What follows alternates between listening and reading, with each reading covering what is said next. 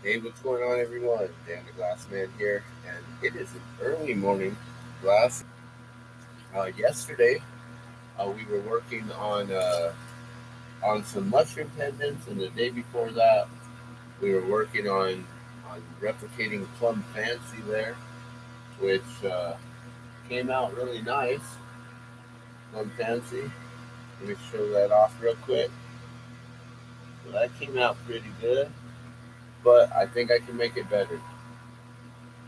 And I have an order for at least six of them. So, and the pilot, he told me when I first re-met him and found out who he was, he told me to make him at least 10 or a dozen. So we'll do that. We're gonna continue making mushroom pendants here, and just get a whole bunch of different colors going. So let's get started, guys. Get our day going. And I guess I should share this out in case anyone is out there in the rest of the multimedia platforms. So we'll make sure we share this out to Facebook, of course, because that's where I'm at. Most of the time, I'm here on YouTube, going live and stuff, but I do get over to Facebook a lot.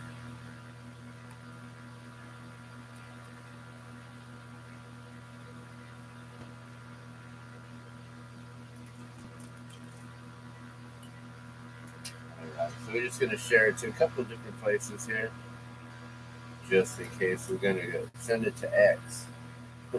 So weird to see it as X now. It used to be Twitter with the little blue bird, and now it's X.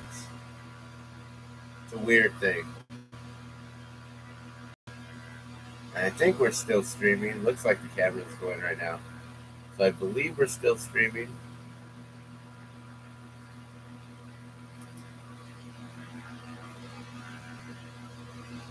Let me just type this in real quick.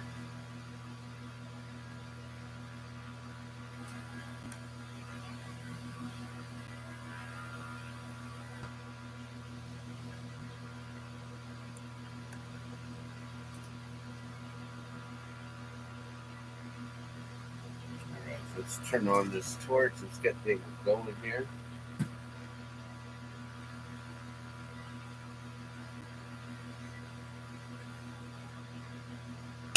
Gotta make sure we start the day properly here as well.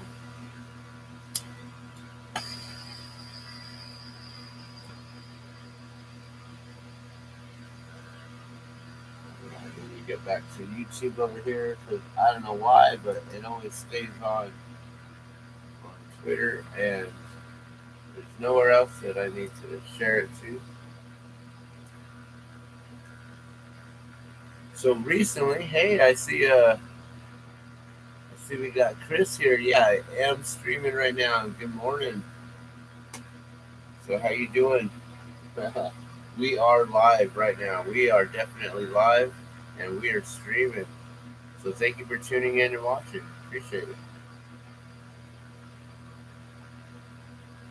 We're just about to get started with making some real simple mushroom pendants. I need at least 40 of these by today so I can get these out. So I'm gonna do some real simple. This is just green. I don't know if you can see that. The lighting is weird in here, but yeah, there you go. So it's a green, solid green there. I'm gonna just do all solid colors right now, and I'm good. I'm I'm up early. It's like I got up at like 2 o'clock, 2:20. It's now 3, almost 3:30 here, and we're about to get this going. So those simple one color mushroom pendants. If you're here in person, I live here in Albuquerque, New Mexico. I vend and we do different markets and craft fairs and things like that. Or if you want to just meet up, you find me here. I sell those all day for $5 or three for 10, which is like the cheapest deal you could probably ever find, like anywhere. I've been making them for $5 since I started in 1995. That's how long I've been blowing glass for 28 years now. And so yeah, so I have those available, $5 each, 3 for 10. And if you're anywhere else, I can ship them to you. Um, I am going to get them going online for $7 each, though, very soon, and I'll have a place for you to order those from. But for right now, $5, 3 for 10. You just pay an extra like $5 for shipping. I can get them out to you, and I can do a bunch of wholesale. So right now we're getting 40 of these made today, at least 40 of different colors, and then someone's going to come pick them up so they can string up their own necklaces and make different things. Here's a honey drop right here. This is really cool. It's a beautiful amber colored honey drop. Beautiful, beautiful. All right.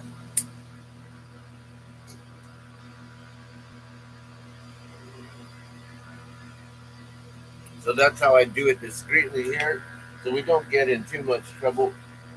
I'm gonna have to cut this rod here, and holy,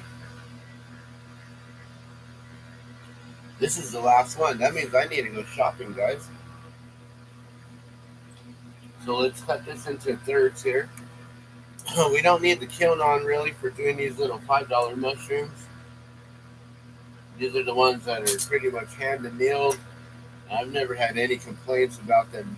For 28 years now, I've been making them just like this without really killing them, and unless I'm adding extra color or some kind of like a special color to them, they're not gonna ever crack. Unless I'm using like some really cheap green glass from China. That green glass from China or the black, that stuff tends to crack, and I don't know, it just shatters up real disgusting.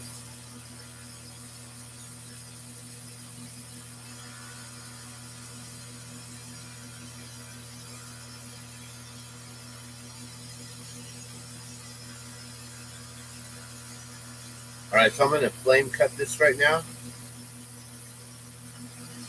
and get this rod molten. So we're going to start with a 16 millimeter rod. So I guess being that we're working with the mushroom pendants, I'm going to kind of do a little walkthrough, talk through on this, on how they work. So we're heating up this glass with the flame's like a few thousand degrees. The glass gets molten at probably, about 2100 degrees where it gets molten.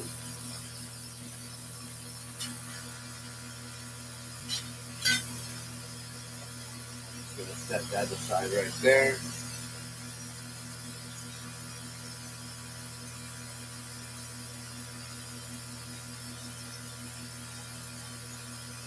All right. I saw something on there. I was like, what is that? Little dust, dirt, debris. All right. So I usually go live and blow glass all the time, and then I just randomly talk about stuff and share a lot of different things like in my world, things that pertain to me, the different shows that I watch, the different news, the different information, stories, world events, local events, all kinds of different things. And so I like to try to keep people informed while I'm blowing glass, which is cool. But for right now, let's just walk through this here on how to make a mushroom pendant. So this is one of the first things I ever was taught how to make.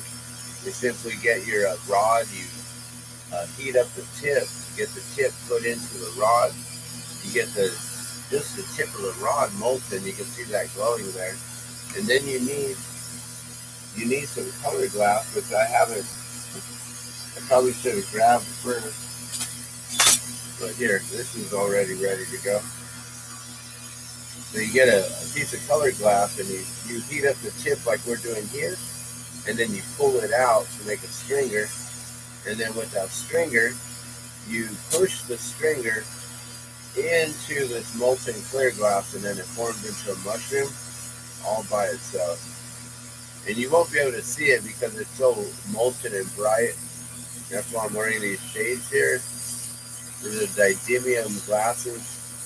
So I can look through the flame. I can actually see through the sodium flare, and I can see what I'm doing and where the color is and everything. So they're not welding glasses. They're didymium. They're specially made for taking out the sodium flare from the flame. But there's the mushroom right there. Let's see how bright that is. You can't even see it. And then we heat up the air bubble, the air pocket that we just forced in there by forcing that glass in.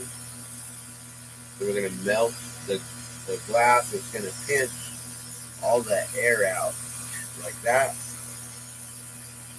from one end all the way out, from the inside all the way out. And if you do it correctly, you won't trap any air, no air bubbles underneath the mushroom cap where that air bubble is trapped. So you start from that center, work it all the way out the edge of the tip of the glass rod here. So I'm just holding the heat right at above the mushroom cap, and I can see the glass is getting molten all the way around it, starting to fall down onto the stem. And as soon as it starts moving out towards the end, then I can move the flame more towards the tip of the glass here, and then it'll round up and get all the end of it here nicely shaped and rounded up here. And just like that, we now have a mushroom pendant all rounded. And I just need to get a piece of glass here that I'll use to hold it. We call these punties. So you get a punty, it's just a scrap piece of glass. So you can tack weld it. So now I'm going to get the tip of the punty molten. I'm going to let this cool off. I'm keeping this out of the flame, but it's still hot. You can see it's glowing still. You want it to be hot but not molten. You want this to be molten. You attach it. So it's like a tack weld. This is going to tack weld itself together right there real quick. And then you flame cut it, like we just flame cut the clear rod from itself. Now we're going to go right above the mushroom cap.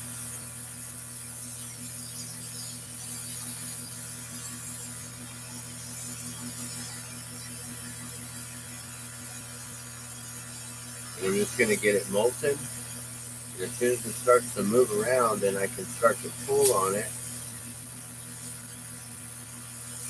Just got to wait for the right timing. Start to pull, then slow down that pull and keep it controlled. Figure out where I want the mushroom to face, and then I pull that towards me, towards the front, wrap this around, and then you form a loop right on the top. Just like that. So you flame cut it off, form a real gross loop right there that then you have to shape up entirely. Then we heat it up, melt that piece in, get the whole thing molten, start to move things around and make sure that it doesn't get too thick in one spot, stay too thin in others. Get the whole thing nice and molten around it.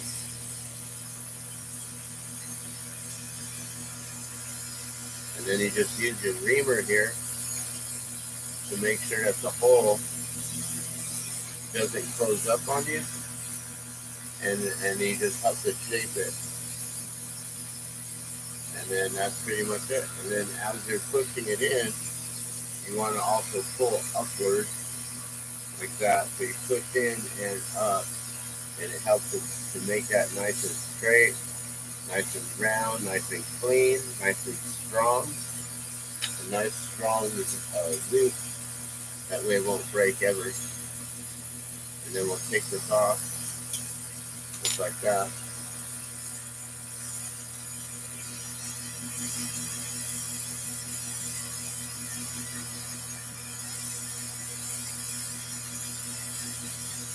And then you just clean up the where the tack weld was. It leaves a punty mark on the bottom. So like on some soft glass, I don't know if I have anything soft glass, like the real large vases and even like paperweights and stuff like that.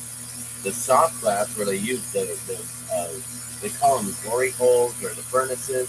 They put the big metal pipes in there, and then they blow with the big pipes. That soft glass, they normally break it off, and then the punchy mark, like they can't heat it as well as like borosilicate glass. You can put it back into flame and out and into flame, and with the soft glass, they can't really do that. They got to do it super quick, or they can crack the whole thing. It's like super fragile compared to this, but this takes a lot more heat and it's harder to work, I guess. I don't know. It's interesting. But that's a done mushroom. I'm trying to let it cool down so then I can show you what it looks like. And it's a light green, so it looks almost white, but it's really like I don't know. It looks white, but it's off green. That's a weird color.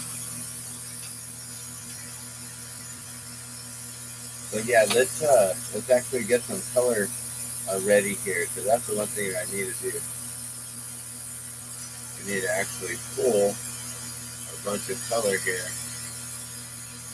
and make stringers. So yeah, thanks for watching that. That's the first thing that I ever was taught how to make was well, first how to gather the glass on the tip of the rod, and then how to push the colored glass into it. And there's a few other things too. I forgot to tell the person that ordered the 40 mushrooms from me, which also, if anyone is interested in retailing these, the deal is you can get 40 of these for $100, and then pay for the shipping, whatever that costs. It might be $15 to ship that many, like $10 to $15 probably. All right, so we heat up the tip here. It's a color rod here, and then you get your tweezers or pliers or whatever that you use. And you just grab it nicely. I always go vertical to keep my pull nice and straight, and then you just pull from that molten glass, and you get yourself a nice stringer, not too long. If you make this too long, it's real fragile and it'll break on you. Just pull off that end, clean it up, and that's how you pull a stringer. So now that's ready to go, and we'll make 5 of these real quick.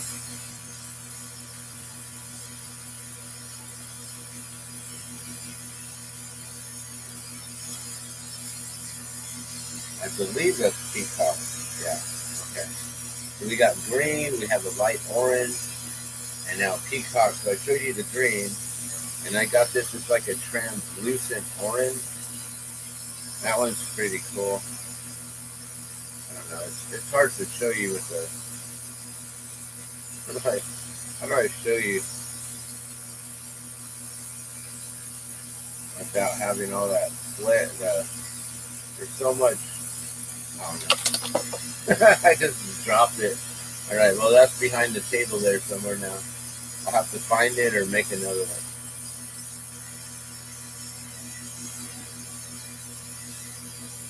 But the lighting from the computer, I guess, it's like had that reflection going through it.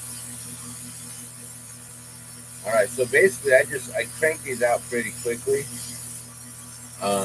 There's a video of me on my other YouTube channel from long ago called GLASSMAN TV or something, and it's how to make a mushroom pendant or making a mushroom in under 3 minutes or something.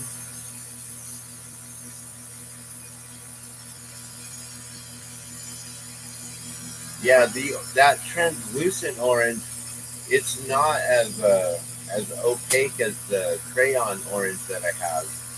And the crayon orange, I like those.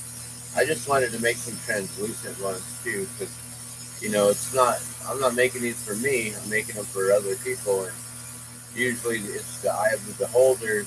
The ones that I don't think are the best are the ones that like sell first or whatever. Alright, so basically just make sure you go directly in the center. You push the glass through the molten part, it hits the part that's solid. It has nowhere to go. And basically that color like implodes, like it like hit the wall, just boom. It's like the way that Elon Musk's rocket. I don't know if you've been paying attention to that. I guess they launched the rocket like 2 nights ago at midnight, and apparently it hit the firmament or it hit something again. It hit something and then like boom, you know. So that's what's happening is I'm pushing that in, and it has nowhere to go, and so it just boom like mushrooms out. And the more that I push it, the bigger that the implosion gets like that. And it's just a natural occurrence. You know, some people are like, oh, cool, you put mushrooms in there. Hey, can you put a spider? Hey, can you put a skull in there? I'm like, I can. It's going to cost you some big bucks, though, compared to these $5 ones. So, and that's the truth of it. I probably could make something like that, but it takes a lot of work to do encasements where you have to like make a sculpture and then wrap clear glass around it or somehow sink it in or use tubing and somehow get that clear glass to wrap around it without it deforming and misshaping or whatever. Yeah, but just pushing color glass into clear glass creates an implosion that makes a natural forming mushroom. It's beautiful. It's like in nature. Mushrooms are just natural. They just occur. We need them. The fungi, it's really good for us. It actually is a high protein. We eat it all the time actually in our diet. There's a brand of alternative meat. I'm a wannabe vegetarian. My wife turned me into a carnivore again. So I have to cook for her all the time, and so it's hard to just, I'm not going to just make a vegetarian dish and a dish with meat, you know. It's like whatever. I'll just eat what she's eating too, and we'll be happy together like that. But yeah, we're eating this stuff it's a brand called Corn with the Quorn, and the Corn brand mycoprotein is made from a fungi or mycoprotein, mycelium, and you know what I think it really is it's the fungi that's grown from corn. There's like some natural mold or something that's grown from corn, and they turn it into some sort of a mushroom or a mycoprotein. And it's like really high in protein and supposedly really good for you.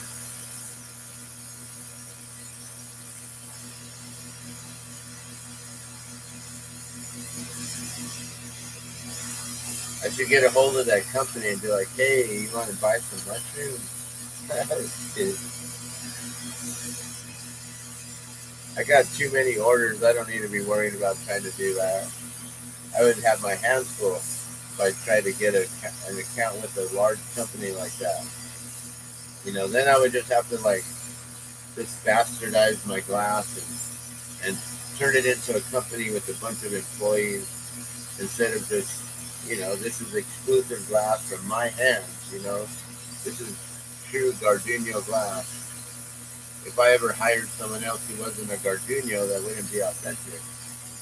Like if my brother started blowing glass, then yeah, then he would still be authentic Gardeno glass, right?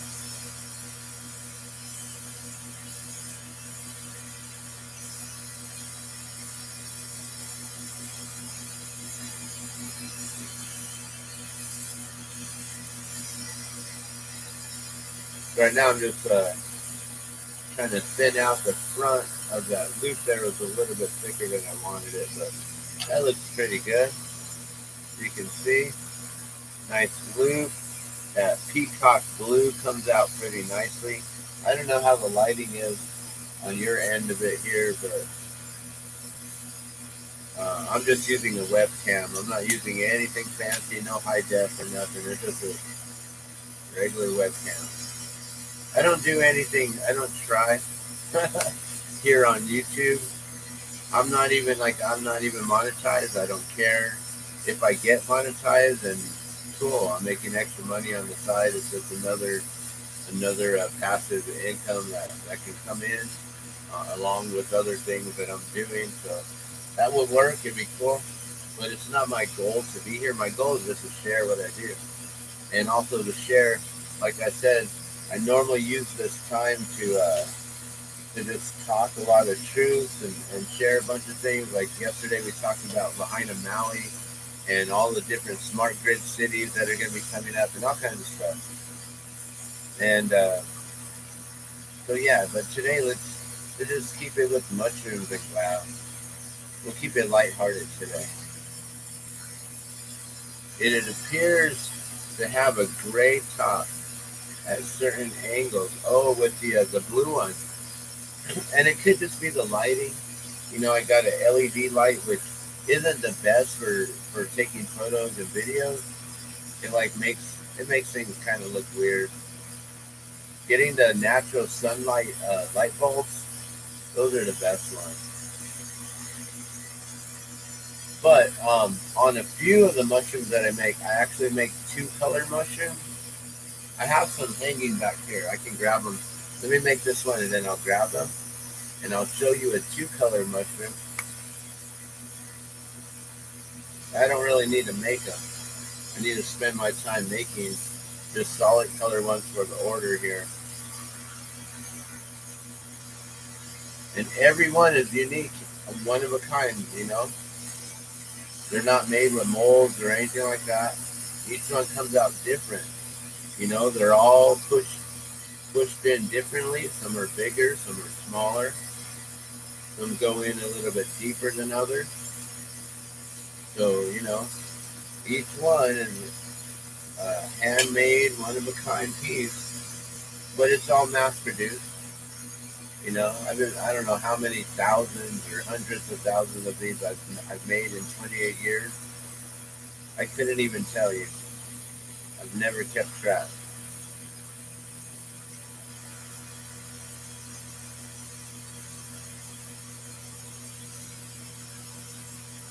I don't have an accountant. I'm just an artist. I don't have an accountant to keep track of all those things. It's hard enough for me to try to keep track of all the water drops that I've gifted out. I'm all about water is life. As you can see right here, water is life. Every drop counts. We meaning me, myself, and I. I have some other individuals helping with gifting out the drop of water.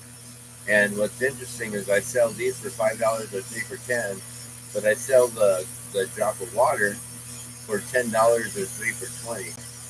And it's because it's all about the mission and the cause, and it's to help raise awareness for water, clean drinking water for all. I'm a water advocate, a huge water advocate for clean drinking water for all. You know, I like to go down to the Rio Grande River here in Albuquerque and do my own cleanups. I just take some trash bags and I just go and pick up trash along the river, along the Bosque here. And I've invited some people out. Some of my friends have come out. We've enjoyed the time. You know, I'm 420 friendly. And so we go and we have a nice little session out there, just chilling. We check out the river, enjoy nature, and as we're cleaning up nature too. It's really awesome. And we've also done cleanup days and stuff, but I need to do more of those. Actually, would love to do more of those and get the general public involved, get the city involved, and have a citywide sponsorship with us, things like that. So not only am I an artist, but also I'm an environmentalist, humanitarian. I do a lot of things, and I somehow was gifted this blessing of being able to utilize my glass now as a way of speaking about water and being an actual guardian of people. I've gifted out 3,807 so far.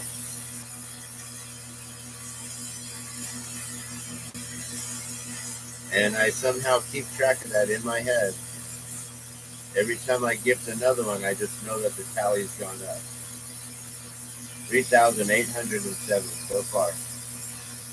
And I just keep track of that number.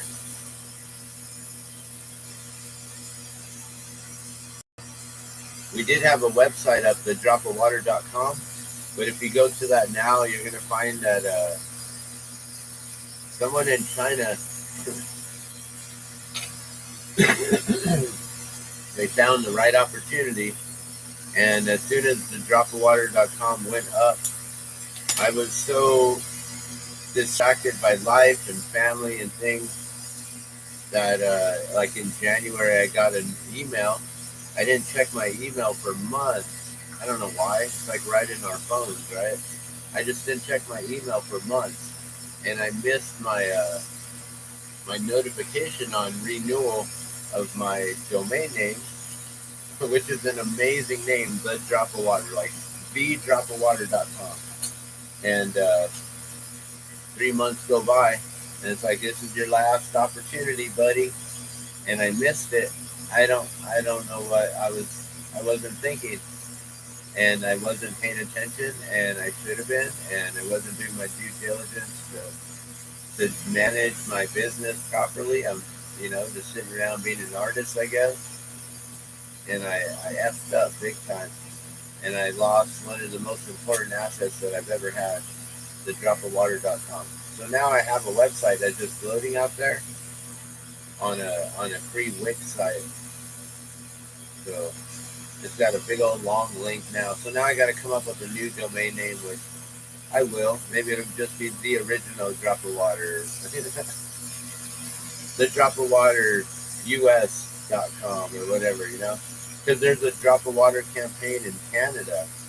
So we could just be the Drop of Water campaign US. There's a Drop of Water US or whatever. The Drop of Water necklace, right?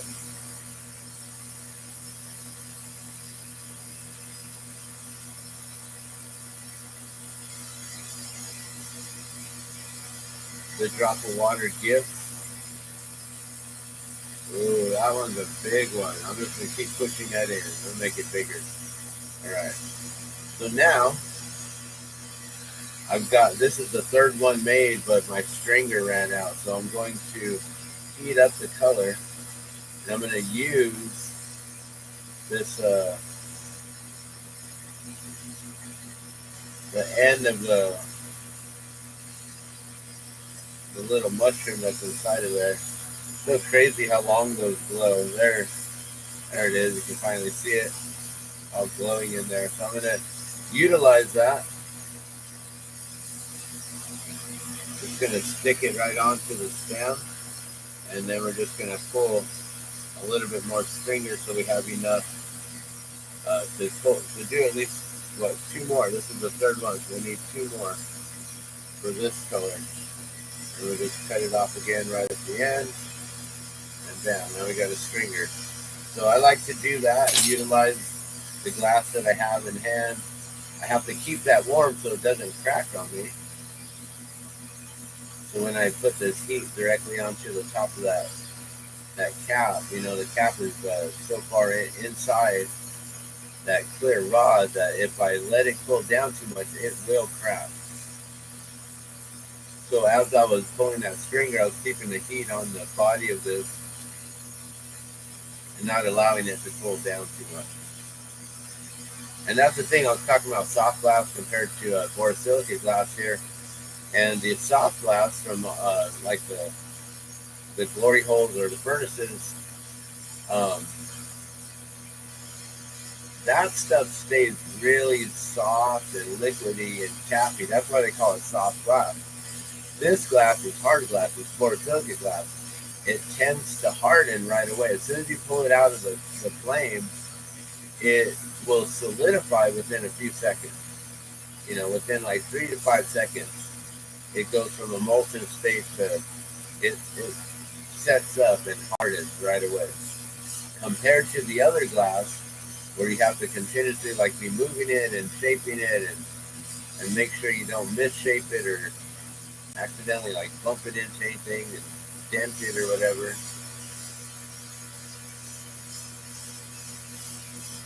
And so, you know, being that it's like that, it's more malleable, so they can work things a little bit quicker.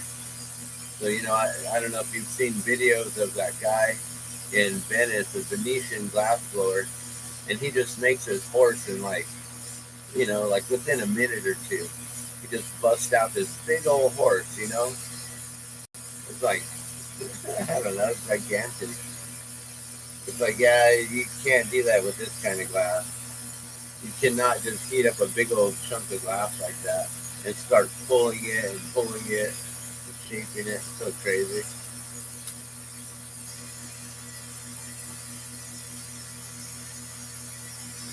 Not exact pressure on a single, on not the same heat, etc.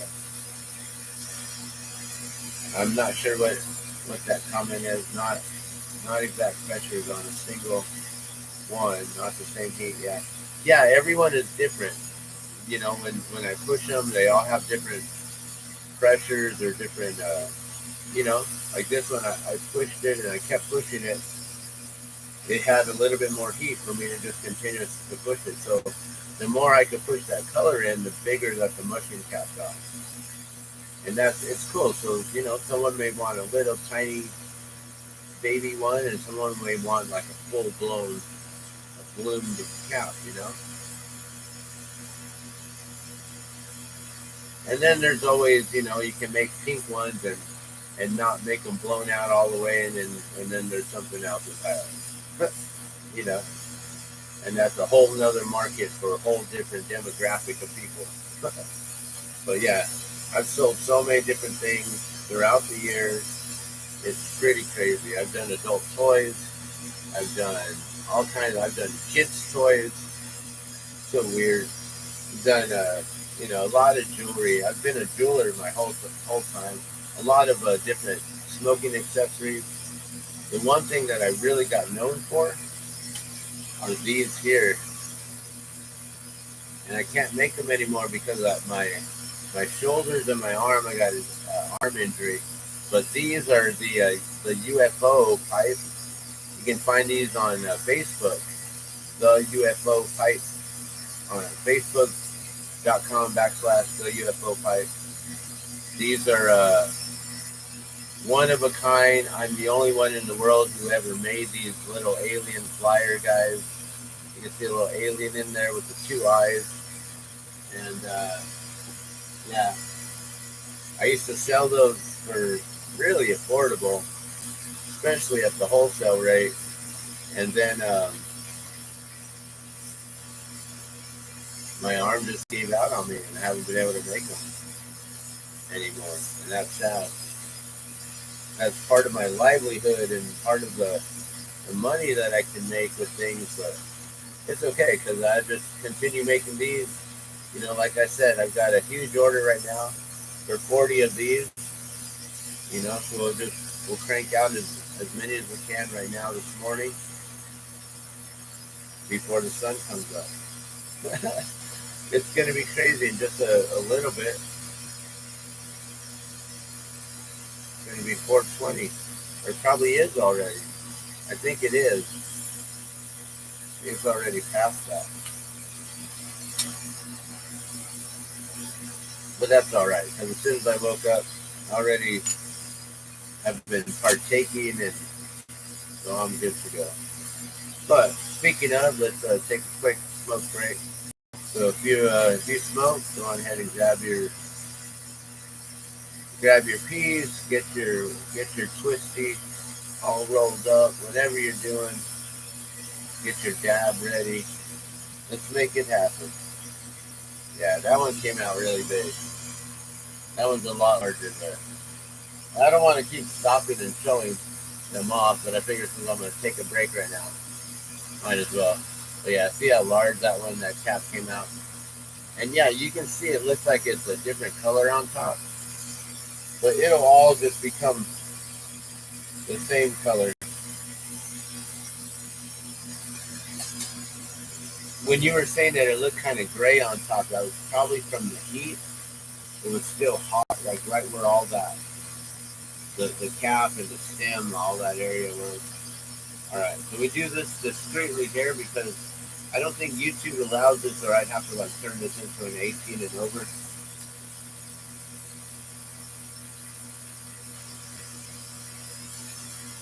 And I figured I don't need to be showing, you guys know exactly what's going on.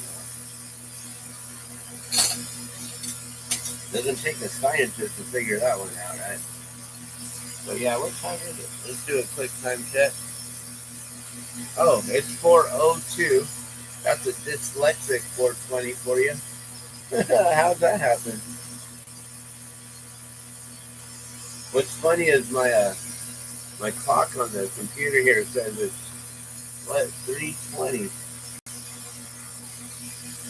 It's an hour off, and a few minutes. Like what? An hour and 18 or 42 minutes?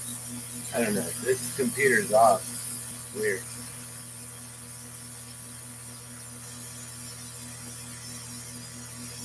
It has to be 44 minutes. Alright, so we got 2 more of these to push, and then we'll pull another color. Oh yeah, and I forgot, I was going to show the 2 color ones, but dang it. I'm going to have to, let me finish this one up because it's already at that molten state. I don't want to lose the heat.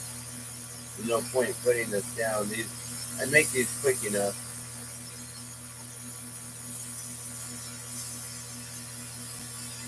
So the quickest I've ever made one of these was like under 2.5 minutes. I think it was 2 minutes and like 22 seconds or something like that. And it was a real quick in and out, I wasn't trying to make it to look nice. I was just trying to make it to be as quick as I could. And now it's a challenge to see if anyone can beat that time of 2.5 minutes or two. I think it's 2 minutes and like 18 seconds actually. I did 2 of them in under 5 minutes. And I don't know if anyone has ever tried to go faster. I don't know. It's a challenge. I've had that challenge out there for over 10 years now.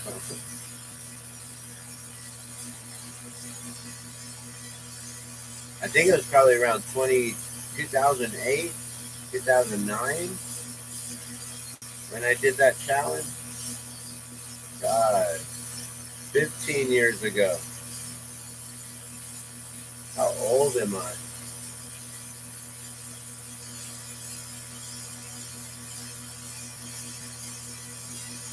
So Chris, are you still here? Are you still watching? I'm sorry, I forgot to grab the 2 color mushroom here, but I'll grab it here in just a second.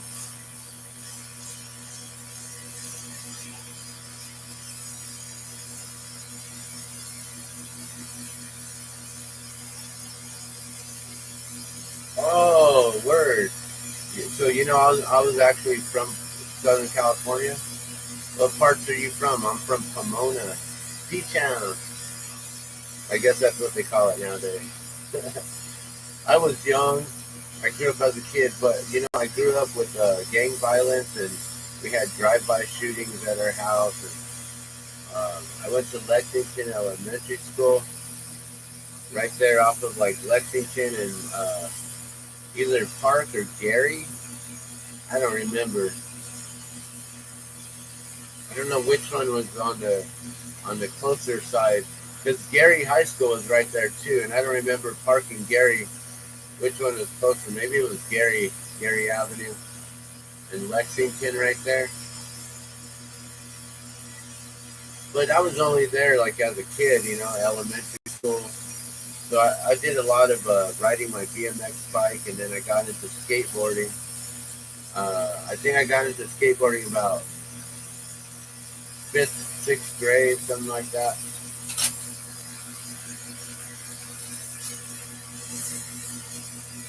And then we moved out here in like '88 when I was in seventh grade. I started seventh grade in California, and then we moved like I think right before, like the very first few like 9 weeks or whatever.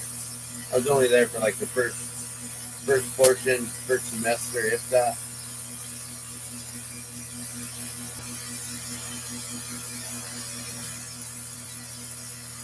So yeah, you got an hour until your 420. I always smoke for 520 here, so it's my California 420. But you guys were the first ones to do a what was it, 528, and actually getting it legalized for medical use. And back in those days, I was actually a part of a group called Hemp TV and a group called Delta 9. Well, we were a group called Delta 9, and we produced a show on a public access channel 27 here in Albuquerque called Hemp TV. And we actually were getting like national ratings, and we're getting seen or around on different syndicated channels and stations and stuff. What? You're in Riverside. That's where my sister is. I don't know where she lives. Parkland. I know she's right off the freeway though, right there. What is it, the 10 or the 5? Or the 210? I don't know. I don't remember. It's been so long. The last time I was there was actually for my mom's funeral, like 2 or 3 years ago. And we went out there, stayed with my sister in Chino Hills, and she put us up in a hotel, which was right next to this like ashram, this beautiful, um, not a Krishna temple, but just a beautiful temple. I went there.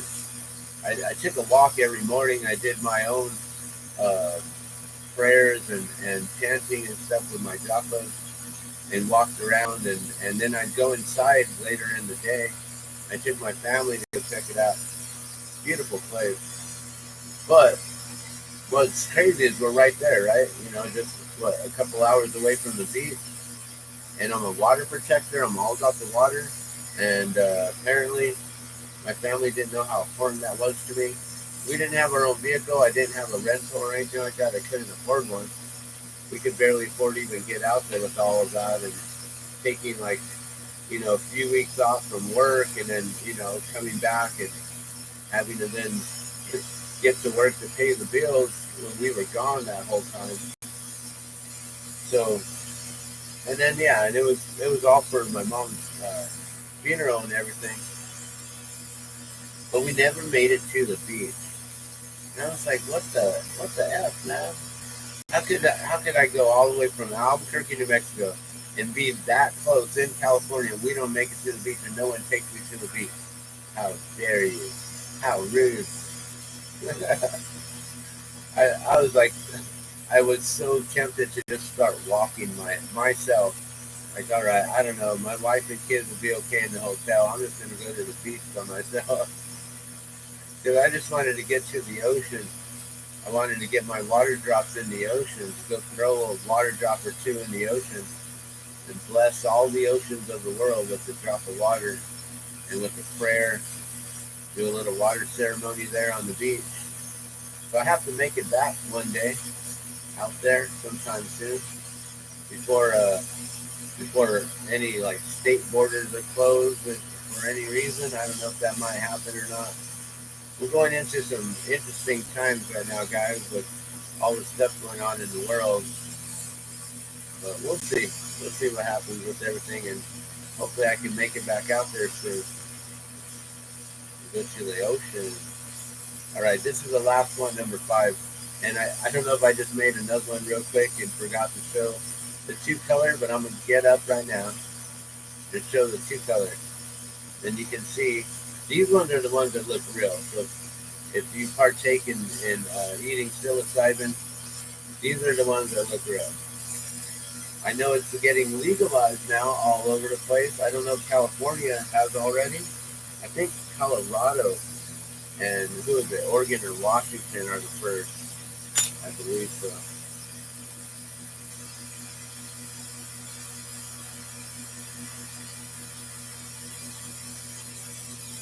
Yeah, I don't know if you can get. See, that's the thing.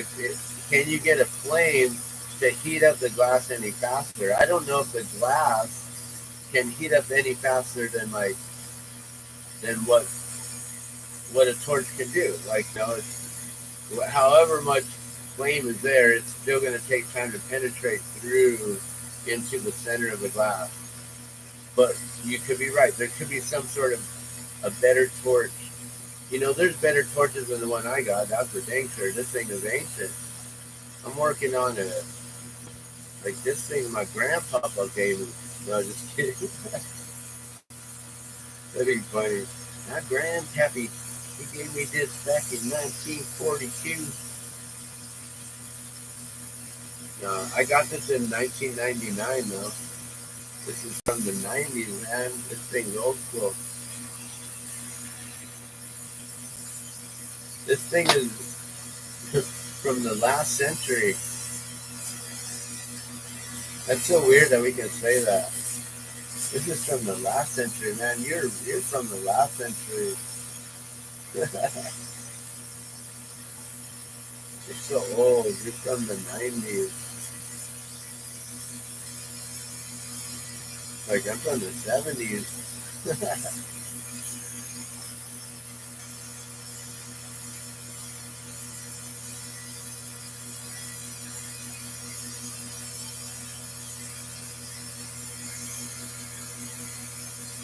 And speaking of my mama, it was actually her birthday yesterday.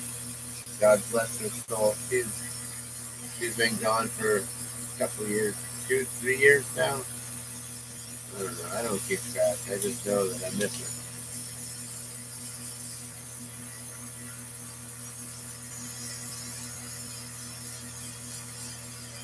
But yeah, one day I'll go to California again. But it'd be cool to see someone else try to break that thing. The 15 and the 91 freeways. The 60, the 10, and the 215. Yeah, there's so many right there, right? Like, it's all the junctions. Like, I used to live in Pomona, and then I lived in Montclair. And in Montclair, there was a freeway right by our elementary school, which went by the Montclair Mall, and then like through Upland and all that. I don't remember. I think that might have been the 10 or the 210. Yeah, and then Orange County, that's Anaheim and all that. Let me grab those mushrooms. That's where my sister works, in Anaheim.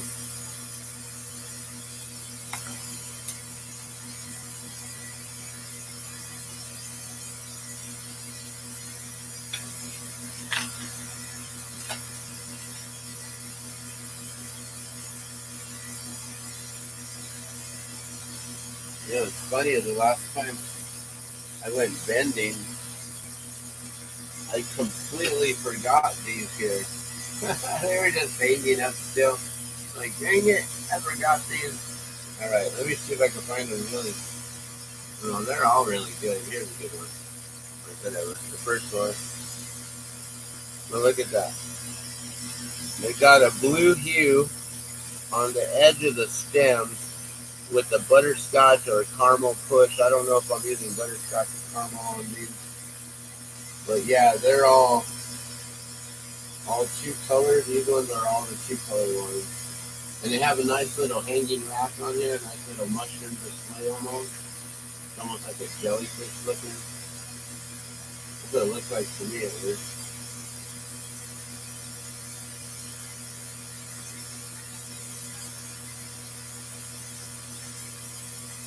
There we go. Yeah, so I think I could put like a dozen of these on a rack and then sell all of them to you.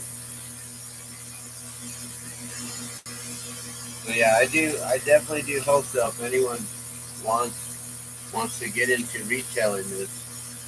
And I appreciate you being here, Chris.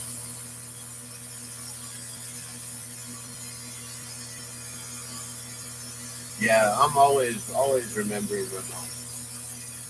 And it's a beautiful thing. Like, I knew that she was gonna go. I knew, like, 2 years beforehand. So I was really like trying to be in contact, calling her all the time. constantly just, you know, being in touch. I knew that the time was coming, so I was preparing myself before, and now, now that our mom's gone, and it is what it is. We all have to go through this journey of the cycle of birth and death. We all go through it. We all go through the 4 stages of suffering in this time, this journey that we're here on earth. The 4 stages of suffering, which are birth, disease, old age, and death. And yeah, and some people will question some of those. I've had a child who passed away at only 3.5 months old, and so some people will question me and be like, "Well, what about your own child?" You say old age, and I'm like, "Well, who's to say how old my child's soul was in this lifetime?" So we don't know like how many lifetimes we have and things like that as well, and how old our souls actually are. So sometimes when you're thinking about old age, it might not just be here, but it could be the aging of the soul as well.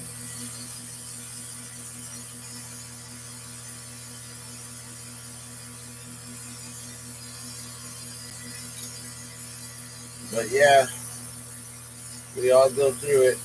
We all have to. We all got to go through that journey.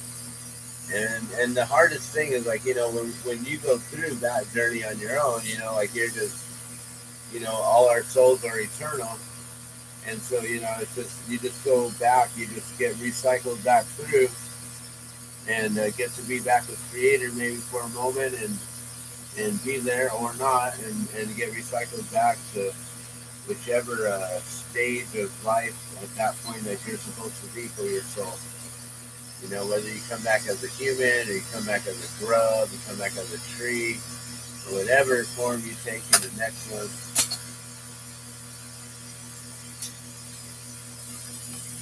I'm a devotee of Krishna, so that's where all of my information, my absolute truth comes from. It's from the Vedic knowledge and scriptures, the old ancient Hindu scriptures that surpass many of the other ancient texts and scripts that many people worship to this day. I'd like to try to go all the way back and revert back to the oldest, to the ancient, to the Vedic scriptures.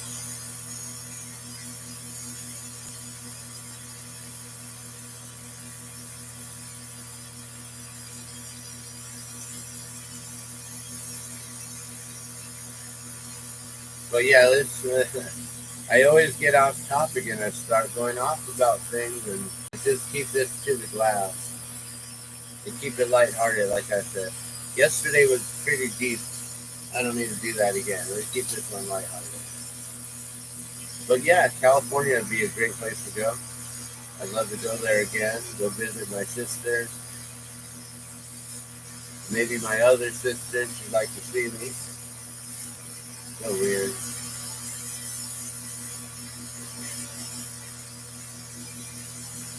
Alright, we went back to that super light, crazy, weird lime green or whatever this is. I don't even know how to describe this green. A seafoam green? Like, I don't know. Weird.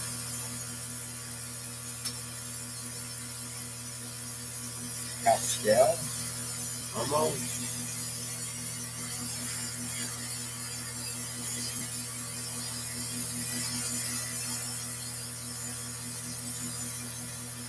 Yes, it is very possible. From what I've learned in the scriptures of the Vedic scriptures and Hindus, and through Krishna consciousness, is that we all go through the cycle of birth and death over and over and over again until our souls learn how to get back to Vrindavan, or how to get back to heaven, or how to get back to being at the right side of God again. So basically, to be able to get through many lifetimes in order to learn these lessons, to be able to get back to cleansing the soul and to understand the purpose of the soul, and that we're all here to basically serve each other, to do devotional service, but in a way to where we're serving Creator, we're serving God, but through serving others, because all creation is Creator. Creator is all creation, so that means that we're also all a part of Creator as well. But we're not Creator, we are like just an ember, a spark, we're just like a tiny ember of that ultimate sacred flame.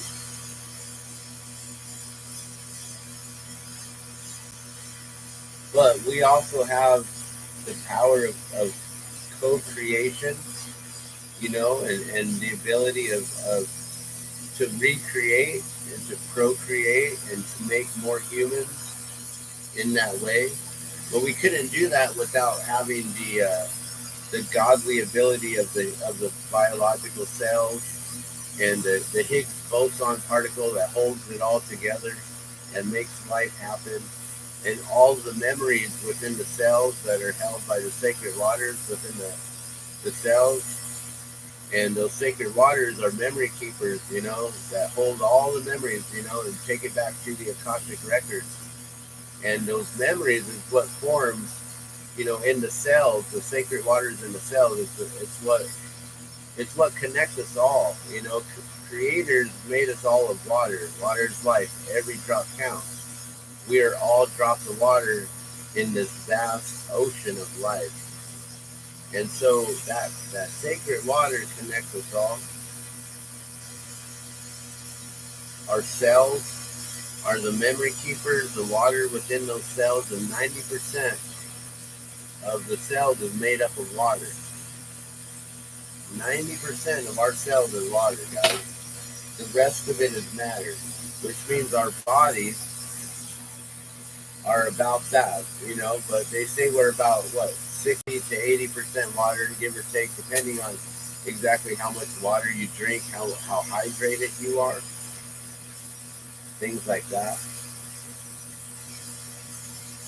And so those sacred waters, they're memory keepers. They hold the vibration and frequency and energy that then can remember what your skin tone should look like, what your hair color should be, what your nose should look like, your facial features, how your grandmother and grandfather look. And they bring those features into your body, and somehow through procreation, we are Creator in that way at that time. With Creator, we can co-create with that ability and that energy, that force of nature that, sometimes we use for recreation, but it's really for procreation. And yeah, the whole Vedic scriptures, it tells us that we all go through this cycle of birth and death until we can get out of it. And for Krishna conscious individuals, devotees of Krishna, we have learned that what it takes is basically chanting the name of the Holy One. It's just saying Hare Krishna, Krishna Krishna, Hare Hare, Hare Ram, Ram Ram, Hare Hare. By saying the Hare Nam, you're purifying your soul. As soon as you say it, as soon as one hears it, you purify your soul. And that's why a lot of the devotees, like I'm not, I have long hair, I'm not shaved head with a little bit on the back. I'm not like the way they are they're all always wearing their dhotis and always just got their drums and jumping around. Hare Krishna, Krishna Krishna, Hare. And I'm not just like, here, have a book. Like I'm all about just being real with it, being real with life and understanding that this is where my heart and my soul is devoted to. I don't have to dress a part. I don't have to wear a costume to be in any way. It's all right here. It's all connected. I don't have to worry about being an actor. Because I already am one. I already work in film here in New Mexico. I already do that kind of stuff. But yeah, so I learned through Krishna consciousness that we all go through the cycle of birth and death over and over and over and over again. Our souls are eternal, which makes us immortal already. And so we just cycle through, and until we can learn how to purify our soul and to remove ourselves from the cycle of birth and death, which for devotees, for us Krishna devotees, it's through just chanting the holy name and being able to also offer yourself through devotional service through the Lord, to the Lord, through the devotional service, and also by serving others on this planet, by serving all living creatures, all living things, all living beings, humans, animals, everything, and all living life forces, including trees and plants and everything. You know, it is our God-given duty to be the guardians and the stewards of this planet, of this vessel, and to take care of it. And if we do that, then we're in devotional service to Creator. And by doing those things, we're just taking care of one another. So it's, the same thing of what Jesus preached all along, is to be good and kind to one another and to serve the Lord. Know thy Lord and know that the Lord comes through me, is what he was saying, and only through me, only through knowing these words can you get there, right? By knowing that knowledge, by knowing that you can then be and have that same relationship with God. And that's what Jesus was trying to say and teach, is that we are also all sons of God. We are all still of that same. We just, no one is brave enough, I guess, to stand up and say, I am also just like Jesus, and I am a son of God. No one is brave enough to say that. I mean, I am. I say it all the time. People think I'm crazy when I say that, but I know that I'm a co-creator and we do all these things. But it's all through that connection of the biological science of the cells and all the energy and the vibrations, string theory, all of it. It's all connected. We're all one. We're all connected. It's a beautiful thing. Is that lighthearted enough? I'm trying not to get away from this whole glass blowing. But, it's a very meditative thing here. I'm working with all the different elements. You got fire. We're liquefying this solid into a liquid like water, the fluidity of it. We got the earth, all the everything that went into making this glass and to making the torch and everything. And what else? We got the water, the fire, the earth. Oh, and the air, of course, the oxygen to make this flame so hot that it can actually penetrate into the depth of the center of this glass here, this borosilicate glass. The boron, the silicate.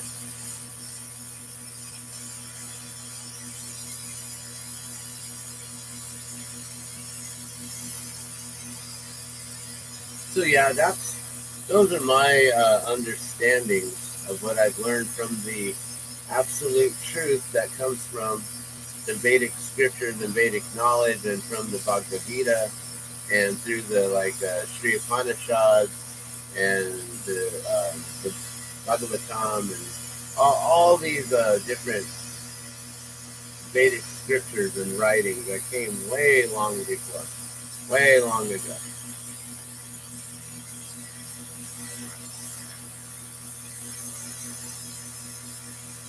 But long ago, they wanted everyone to get confused with India and the Indians and things like that, and they turned all the indigenous Americans here into Indians, right? And so now, if you're trying to learn any kind of Indian culture, and then you're going to be learning that of the red path, the red road, and that of the the medicine wheel, and of Wonka Tonka, and Great Spirit, in a whole different way. But it's all the same. That's the beauty of it. It's all the same. I'll just get you back to Creator, and that's the beauty of it. At least I find that being beautiful. And that's what connects us all. And we're all one. We're all connected in that way. It doesn't matter where you come from, what color skin, or who you think you are. Doesn't matter if you're a racist or not, because eventually you're going to get recycled through anyway. So you might as well do this life right if you're going to do it. You know, don't waste any time here. Do it right, or don't do it at all. No, you have to do it. We all got to get through our learnings, right? But I got this saying that I've been saying for a long time now, ever since doing this whole path with the drop of water and gifting all these water protectors from around the world. That I've been doing this basically just sharing knowledge. And one of my sayings has become to turn your lessons into blessings, with a capital B, capital L, ESSONS, lessons with the B. Just the word lessons with the B. Turn your lessons into blessings. And that's the best that we can do. And, you know, follow the 4 agreements, you know. Keep an impeccable word, always do your best, make no assumptions, and don't take anything personal. And I don't know if they got to be in all those orders or whatever, but use all 4 of them when you need to.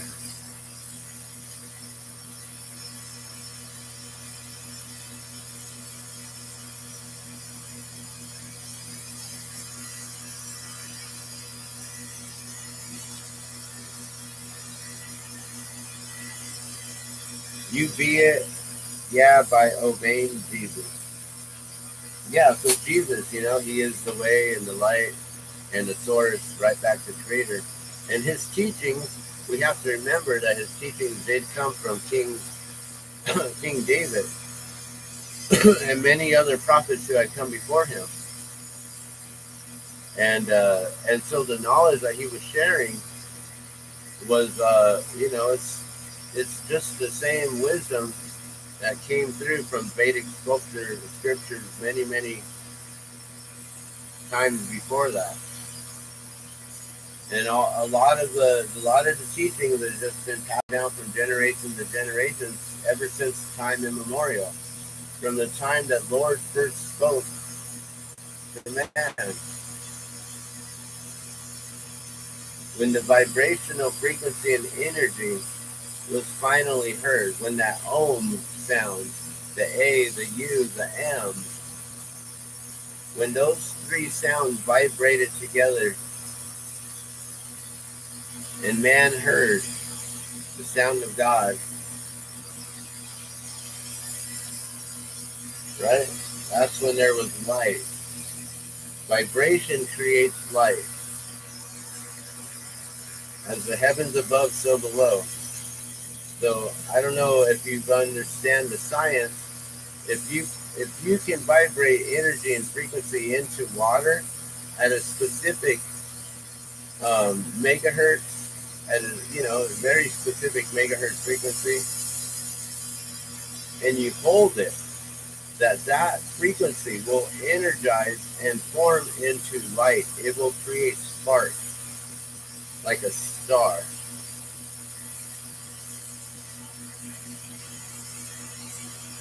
As the waters above, so below, the firmament. Yeah, so when I speak of all the Vedic knowledge and everything, I do not disregard the teachings of the Bible, and I do not disregard the teachings of Jesus. I love Jesus. You know, how many others can say that they are just like Jesus in those teachings and in those ways? To be able to understand that we are all sons and daughters of God. We are all from that Creator, including the animals as well. But the difference between humans and animals, or educated humans, learned humans who understand God and can understand and know God. Animals don't have that ability. Animals are simply within their own devotional service. You know, birds will just eat, and as they migrate, they poop, and as they're doing so, they're actually seeding the planet and creating more plants for them to eat from to create that cycle of life. They're simply just living within devotional service, and they are helping to form life here by just eating and pooping. Very simple. We, on the other hand, think we're so smart that we're now creating smart grid cities and all this technology, which is advancing us so far, but yet getting us also advancing us so far away from nature and away from this natural relationship with God, with Creator, with creation, with nature, with all the biological living beings here on this planet. We're even getting away from biology these days, guys. Where it's like, whatever, you want to identify as this or identify as that, it doesn't matter what your biological cells say at all. You know, we're getting so far away from God and so far away from nature these days. We're getting so far advanced away from God and nature.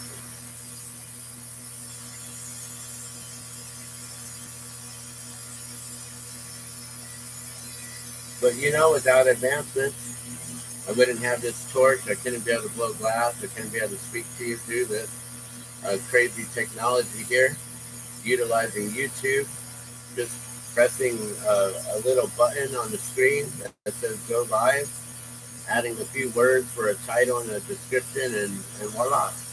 Look at now, the whole world can listen in on this conversation if they find it. If people share it out, it helps. If people like it, it helps the algorithm, you know, all that good stuff.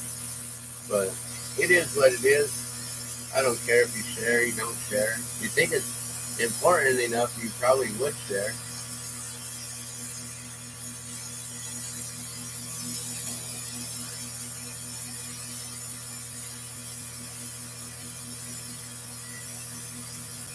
But also, you know, a lot of times, some of the knowledge that I'm sharing, it makes people question what they've been believing in and where they've been keeping their faith for forever, their whole life. But I don't mean to do that. I don't want to do that. That's why I'm trying to say that I also love Jesus, and I've read the Bible, you know, several times from cover to end. How many people can do that? That's a hard read. That's a hard read. You know, like a lot of people, they just read one passage at a time, right? Which in the Bhagavad Gita, we do that as well. We'll read a chapter at a time. We'll learn from those teachings and then move on, you know? And you learn from the teachings and then you move on. So I understand the reading of the passages in the scriptures, the scripts, the prescriptions, the prescribed teachings. That's all that a script is. It's a prescription or a description or instruction. So the scriptures, yeah, they're powerful. They're knowledge. They can help. They can definitely help. I'm just saying that I believe that knowledge is quite limited compared. Like for me, the Bible is just like the Cliff Notes compared to what the Vedic scriptures have and all the cantos. even compared to the original, you know, even the original Bible, you know, the original one has all the books, not the ones that the Vatican stole out and took and they're hiding underneath in the, what is it, 56 miles of hidden books in the library that we'll never get to see. All this hidden knowledge of sacred scriptures, guys, that they're hiding from us for some reason. Why? Why? Why are they limiting us to only 2,000 years of knowledge and following just the Bible? Why don't they want us to go further beyond that? Why? And how, my other question is, how did anyone then serve God, the Lord, before Jesus, baby Jesus, was ever born? If he is the only way and the truth and the life, how did anyone before him ever have the opportunity, the chance to be able to have a relationship with God? I don't believe that there was no way ever. I believe that there was a way, there is a way, and Krishna definitely was long before the way to the Lord, before Jesus. So, and I believe that in my heart, in my soul. And Jesus, he came back when we needed that. We needed another coming of the Lord to manifest himself into man so we can identify with that individual again. So we can understand that individual again in a time like right now where the world is all falling apart and things are happening so quickly and we don't understand what's really going on. And everyone's just trying to just live paycheck to paycheck to be able to pay their rent. And everyone is so distracted with this world and what's going on. Because the World Economic Forum has got plans for us. And the United Nations has got plans for us. And the Center for Disease Control has got plans for us. And the World Health Organization has plans for us. And Microsoft and Bill Gates has plans for us. And all these other individuals, they all got plans for us, right? And, they burned down Lahaina, Maui recently because they got plans for the Jump Smart Maui project. And they're going to bring in Japan, the United States Maui project, Jump Smart Grid City, Jump Smart, right there in Maui, Lahaina, Maui. They burnt it down, so they're going to have Japan come in so they can say, oh, we're sorry for blowing up Pearl Harbor, right? That's what they're going to do. They're going to come in and say, we're so sorry, but let us help you rebuild Lahaina back better. Build back better. The BBB. The BBB. Remember that. Build back better. Be careful who and what you choose to serve.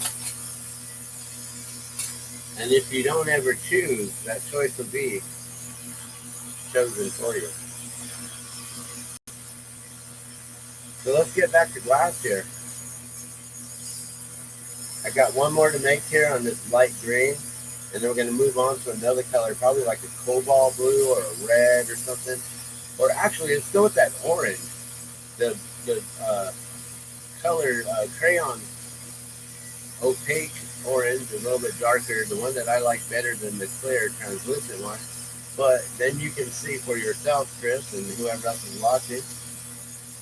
It's interesting only having one individual here, but I'm just barely getting known and getting started, and people are barely learning to come in and converse and hold down conversations with me.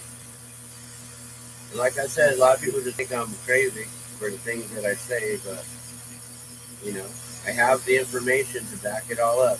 I've done the research, I have the knowledge, and I'm not trying to mislead anyone in any way. If you believe in Jesus, please continue to believe in him even harder, stronger, pray harder, please. We need that right now. We need that. We need someone to step up and be him right now. We need Jesus to come back right now. And if not Jesus, someone.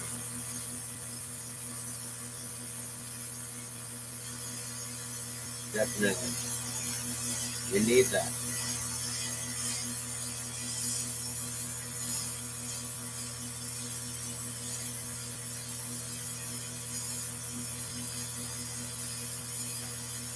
Bob Marley was a beacon of light.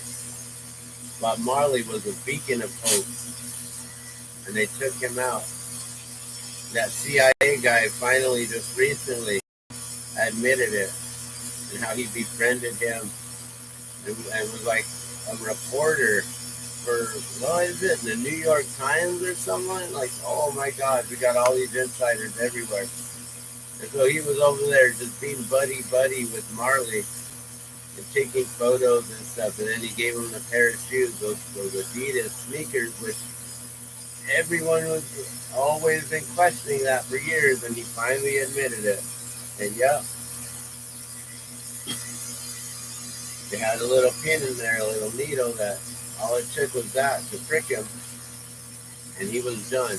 And then he stuck around for weeks after that, months after that, to make sure that Bob Marley continued to get ill and eventually passed away.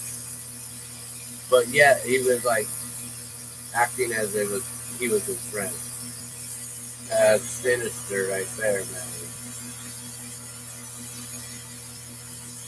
But Bob Marley was a beacon of light and a beacon of hope, and he got taken out. And he looked up to Haile Selassie, Jah Rastafari.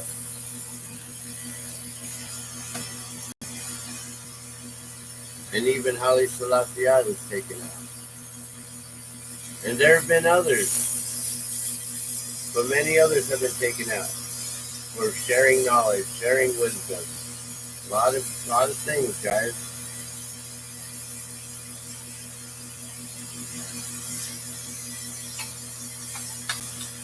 But I do believe soon someone's going to step up to that plate. And there's going to be a beautiful change here on this planet. I know this. I believe this.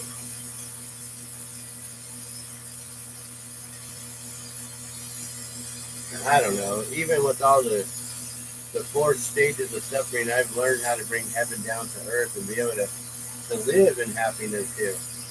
And still not be distracted from everything. I'm not trying to be ignorant and ignore everything that's going on, but I understand it all, and I'm still trying to bring the bliss and the happiness through my life. You know, look at what I do for a living. Blessed by God. Hare Krishna.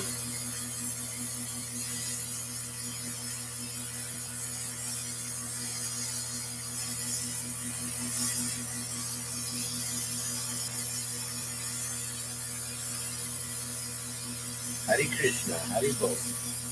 So yeah, I'm blessed. I love it. There's the 5th one right there. That's the clear, or the light green. So we got a green, light green, the peacock, which is kind of a almost green, blue. Love your neighbor as yourself, and love the Lord God with all your heart, mind, and soul is the Christian way. Yeah, and for me too, love the Lord with all your heart, mind, and soul, and serve the Lord. And always ask for more. Devotional service. Always ask for more. Ask for more. Even when you're like struggling and in the worst, because God will never give you more than you can't handle. So always ask for more. And that'll strengthen you. That makes you stronger. That builds your soul. It's like, it is. It does. It's what we call bhakti. Bhakti yoga. It's the practice of spiritual growth. So, you know, when people are working out their bodies, they're working out their minds with all these like problems and stuff, we work on the soul. It's bhakti yoga. Not pretzel yoga, not the whole, you know, let me stretch out here, let me do some little downward dog and rawr, you know, let's do the lion pose and all this stuff. It is what it is.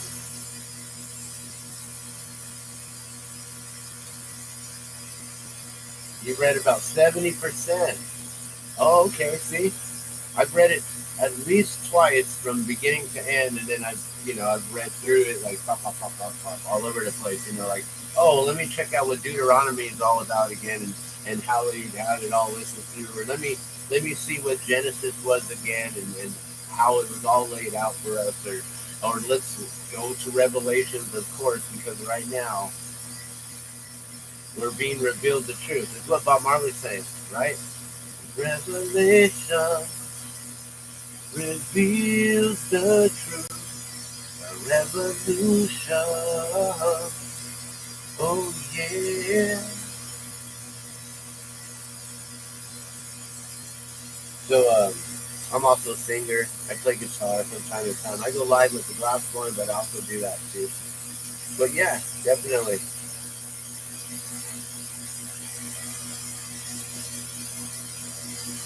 The LA Hyena stuff. Hyena. What is the LA Hyena stuff? Oh, you mean La Hyena. Oh, wait. I'm not thinking you're saying, because isn't, oh, wait, Ohana is family. I was like thinking Hyena meant, because I was like, LA Hyena. I was like, what is LA? Because you're from California. Sorry, I got sidetracked. But yeah, so the Lahaina stuff, we can talk about it. I don't know. Wanted to keep it lighthearted here. But it is what it is. And I just like to blow glass, and we're just going to make mushrooms all day for a while. I don't have anywhere to go, do you?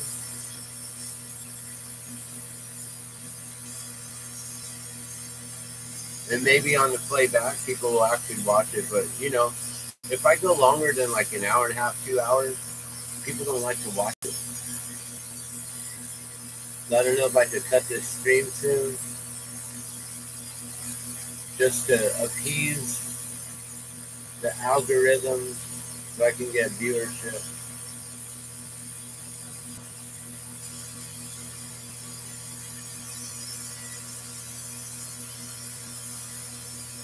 Oh, what color are we doing? I don't even have the color for it. I'm all getting ready in this. We're not ready. Alright, what did we say? We're going to do some cobalt, probably. Oh, that's almost full.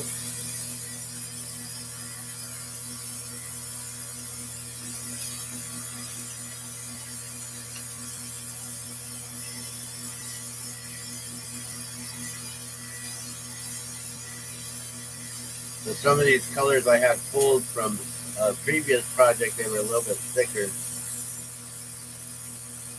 But I need to make these real quick, because these are going out today, I believe. 40 mushrooms, guys. 4,400 if you want to get in on the deal. If it's steel, get in on the deal. Gardenia glass. Custom quality, affordable glass. Functional, too.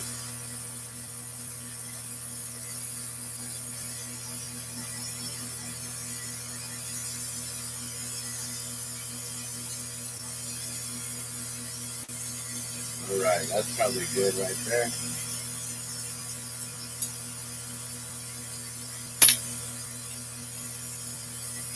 Alright, so that's cobalt blue.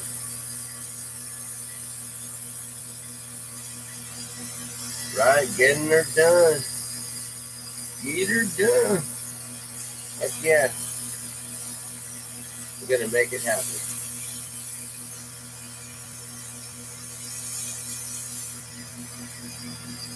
So we've got 10 made so far.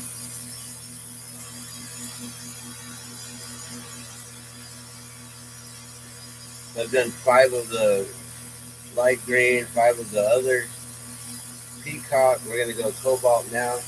And these are just solid colors. The 2 color ones are really awesome. And also there's a few colors where it's a 1 color, but because of the metal, the materials that they put into the color, it looks like a 2 color mushroom. So I could actually offer those 2 color ones with these as well, because it's just 1 color. Sometimes I sneak them in to the $10 ones because no one notices, but I also sometimes sneak them into the $5 ones because I know people are like, ooh, those ones are really nice.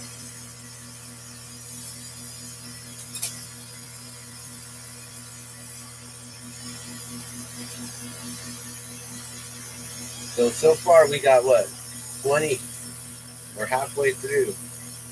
10 from yesterday, 10 today. We'll do another 10 more right now and call it a day. You know, one thing about waking up at 2 a.m. is it's, what time is it now? 5 o'clock almost. And I am hungry. Too early for breakfast.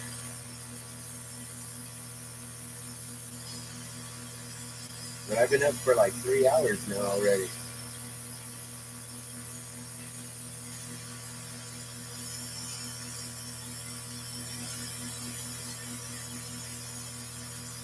So these mushrooms, guys, are going to be going to a few tattoo and piercing conventions. If I'm not mistaken, these are going to be out in Vegas or in Salt Lake City very soon. I have a friend here locally in Albuquerque who's going to be doing some peyote stitch, some beautiful beading techniques, and stringing these up and reselling them as they go on tour or go out with her husband or her man's tattoo shop. I believe he does tattoo, if I'm not mistaken. He might do both. He might do tattoo and piercing.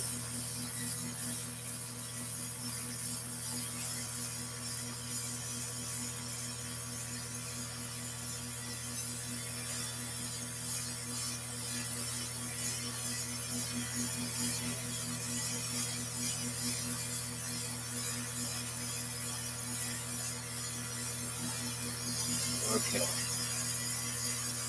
I had to get that all rounded. And I get from my shoulder here. Got to stretch it out. It always wants to tighten up here, and then it makes my fingers go numb. That's why I can't make those UFOs anymore. This thing right here. Well, how do I get it?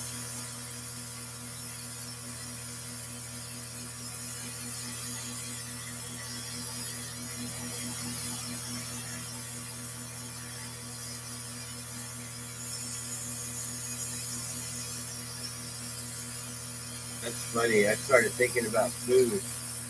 Like, what am I going to eat? The mushrooms? You know, the other day I actually made some really awesome baby bellas, all chopped up, sliced up. Sometimes I'll do cooking with the Glassman on my channel here. And I haven't done that yet. I haven't done breakfast in a while. But yeah, I made some really awesome mushrooms, cooked it up, sauteed in olive oil with a little bit of some sweet basil and garlic, and then a bit of some amino acids, the Bragg's amino acids. And I say Bragg's with an apostrophe S because it used to be Bragg's with an apostrophe S until the Mandela effect changed that. Now it's just Bragg. Bragg. Like, no, it used to be Bragg's. Now it's just Bragg.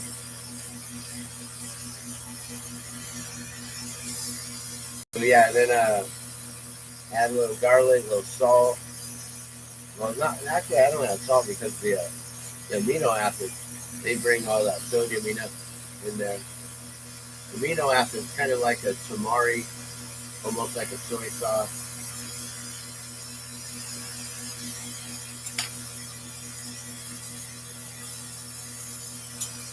So these are a dark blue. They almost look black, especially when you wear them indoor. But in the sunlight, they're cobalt blue. And these are a dark cobalt blue. We got many shades of blue to choose from. So that looks cool, huh, how it glows? That's fire right there. You won't be able to see the blue until it cools down. I don't want to hold it forever. Got to keep going. Why slow down? Don't slow down the process. Hey, did they bring any water in? We're getting thirsty. So what do you do, Chris? Are you an artist, musician, younger, older? I'm almost 50. You can only tell because of the gray hair that's coming in right now. Other than that, like, I don't think I look like I'm close to 50, right?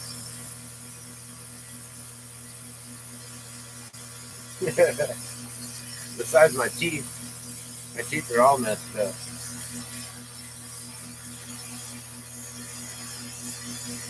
And I'm self-employed, so I can't afford a dentist. I'm an artist here. I'm a glass artist. I'm just gonna make myself some glass teeth. We're gonna be like George Washington with some glass teeth instead of wooden teeth.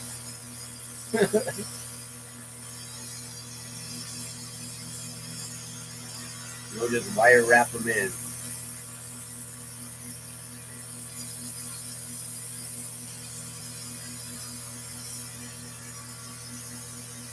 Now, I actually need to figure out how I can get dental insurance as self-employed, or yeah, that's what I meant.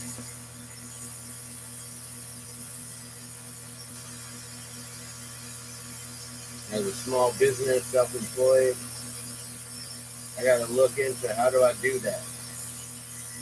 Ooh, that one's gonna be beautiful. Someone's gonna love that one. I can always tell. It's like, man, that one's like a perfect bush right there. That was gorgeous. So any of these also are available if anyone wants to get any of these. You know, like I said, $5 plus shipping. You might as well get the 3 for 10, or get more. You know, get you like 7 for 20. How about that? Okay, word. So we're right there. I'm 47. You're 49. You do security. I've done security before. I've done all kinds of things. Being a glass artist ever since high school, right out of high school, I got into this. So that's afforded me the ability to be able to do other things on the side. So I mentioned how I do New Mexico film. I've worked in film before. Um, I'm a musician. I've also worked as a producer and bringing in different shows, different concerts to different venues here where, you know, you just talk to the owners and tell them, hey, let's book a show and you guys get a percentage, we get a percentage at the door, and bam. And then you just figure out who your performers are going to be. You make flyers, you make promotions, you get your security team, you get your sound guys, you get your sound, whatever you need. Unless there's in-house sound and in-house engineers and stuff, all that. So yeah, I've done a lot of that, and also I've worked the doors as security. And some of the funnest times is actually work concert doors for security, where I work the back door, and I get to like hang out with all the performers, you know, like hanging out with BB King on his 75th birthday, right? Hanging out with Tim Reynolds from Dave Matthews Band. I call him Timmy. I gave him one of my little glass necklaces. It was a sneak-a-toke. We smoked on stage at the El Rey Theater here in Albuquerque. I smoked out his wife too while he was doing a sound check. Those people are way cool. Love them. So yeah, that's some of my fun experiences of being security and working shows. What kind of security do you do? You do any kind of like venues, stuff like that, or you do like shopping stores, malls, grocery store, securing businesses, independent security? Like I'm a security for McDonald's.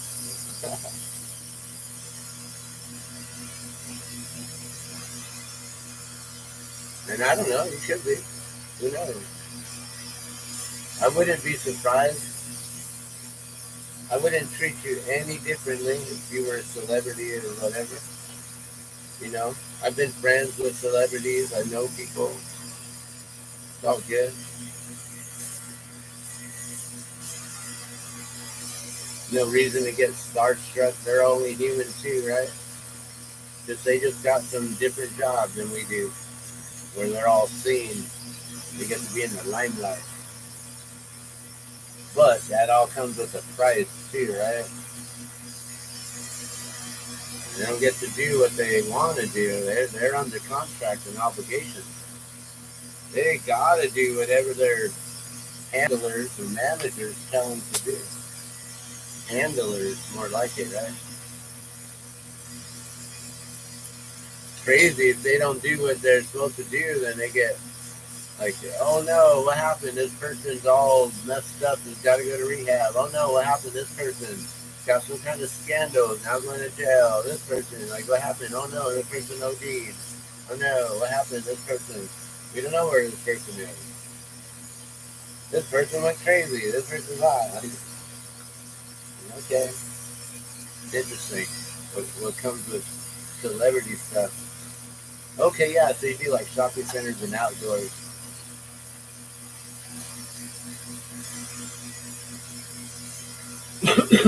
Yeah, yeah, right.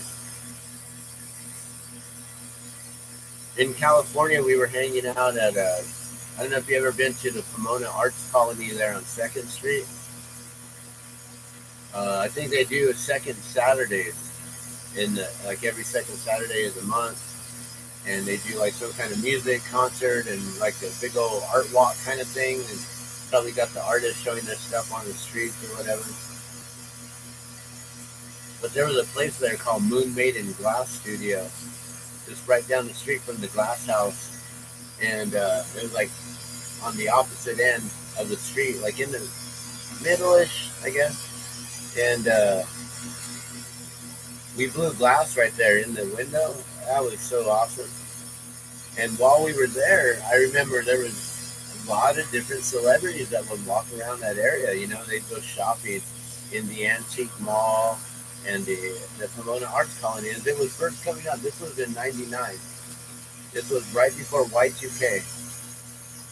And I was about to move back out there to California. I sold everything, and then something held me here. And lo and behold, here I am still. And I've gotten on some amazing paths, and I don't think I would have been this connected to God had I gone back to California and followed a path of just trying to make a lot of money was all I was going to try to do. You know, get into these galleries on Venice and this and that and blah blah whatever. I'm glad I stayed. I'm glad I am where I'm at, and I have a beautiful family here, and I get to blow glass for a living. And if I can't work today because my wife needs me because of her disability and things, then I can easily just say, I'll work tomorrow. I'll work in 2 days. I'll work in 3 days. Then I got to work a lot those days, though, like today. You know, had I made some of these since, when did I get rid of all my mushrooms? Were on Saturday. And I should have been making these, right? Sunday, Monday, Tuesday. Now it's Wednesday morning, and I'm hustling to try to get these made the day of. But also, I think our conversation happened like either yesterday or on Monday.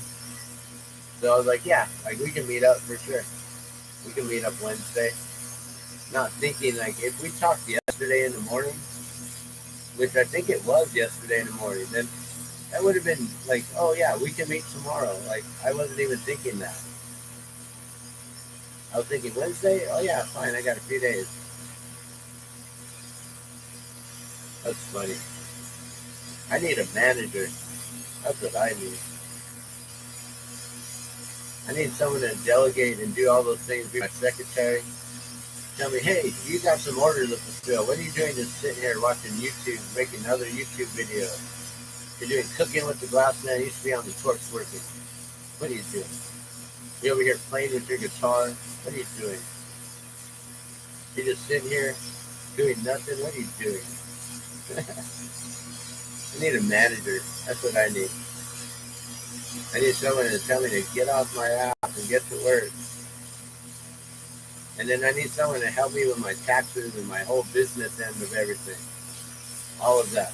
And figure out how I can write off the 3,807 water drops that I gifted out around the world to all these people that have never received a receipt. All they've received is a water drop, and maybe we've taken photos. Maybe photographs can be considered receipts, but we definitely don't have 3,807 photographs of individuals that have been gifted. and that's not even how many we've sold.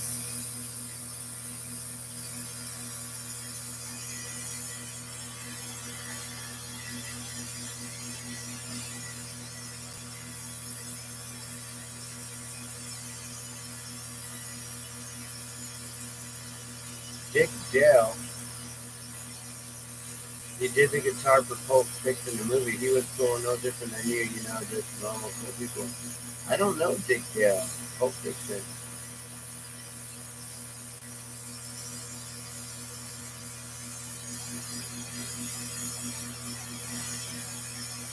I'll finish the 40 today. We're going to make it happen.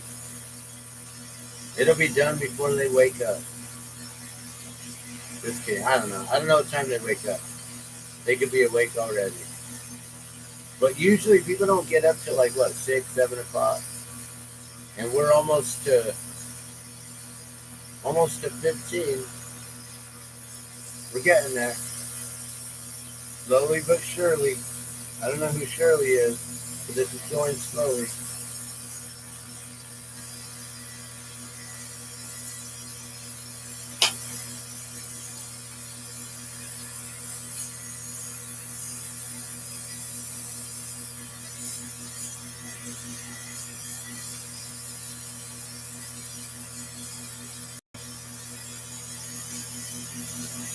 But yeah, Pulp Fiction, that's a good movie. And I don't know the guy Dick Dale. You know, that's one thing is I might be a musician, but I don't like follow all these other musicians. Like I'm not into celebrities. Like I might I might be into specific songs and like, oh, that's a good song. Who plays that? Who's that again? And I'll ask that over and over again for the rest of my life. But I know what I like when I hear it, you know, and I know what I like to play. And usually I do Music Mondays, and I completely forgot on Monday to do that. I don't know what happened. Oh, Music Monday. You know what? My wife distracted me from Music Mondays, and we went shopping. That's what we did. Like, what happened to Music Mondays?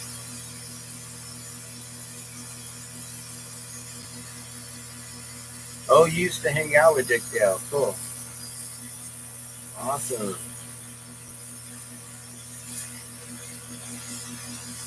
You know, back in high school, my friend was Freddie Prinze Jr., and I had no idea who his father was. Like, I never knew Freddie Prinze being a comedian, and, you know, he was in, like, Taxi, right? Like, the old school show Taxi, and, like, all these other things. And I recognized him, like, later on when I found out who Freddie Prinze Jr. was. But, yeah, he went to La Cueva where Neil Patrick Harris went, you know, Doogie Howser, MD, and they both went to La Cueva. I don't, not the same years or whatever. Neil Patrick Harris was famous I knew uh, before I knew Freddie, and so something happened where I guess he was having problems at La Cueva, and he got transferred over to Sandia for like either the last year, like just for senior year, or the last semester of senior year. I don't really remember. But he came in, and then he, basically we had like 5 out of 6 classes together. And so we would just go from classroom to classroom. No, we just walk together. Once we learned that we were in the same classes, and then we would sit by each other and we'd have conversations in class. And then when we had creative writing class, and I would always be the one who got separated and like being told, "Hey, you go sit over there," and he never got moved, and I never knew why. I never knew why. And then after senior year, you know, during the summer, I remember my friend, actually my friend Summer, we were talking on the phone, and she was like, "Hey, did you see Freddie was on the Emmys or the Grammys last night?" And I'm like, "What? Like, what do you mean?" Like, yeah, he was like giving out an award or something. Like, Why would he be on? Like, what? Like, I didn't understand, right? I had no idea, I just considered him a regular individual. And then there was this after school program, like back in the back in the 90s, there was this like ABC after school special or whatever. They played these like really heartfelt shows for the family and for the kids.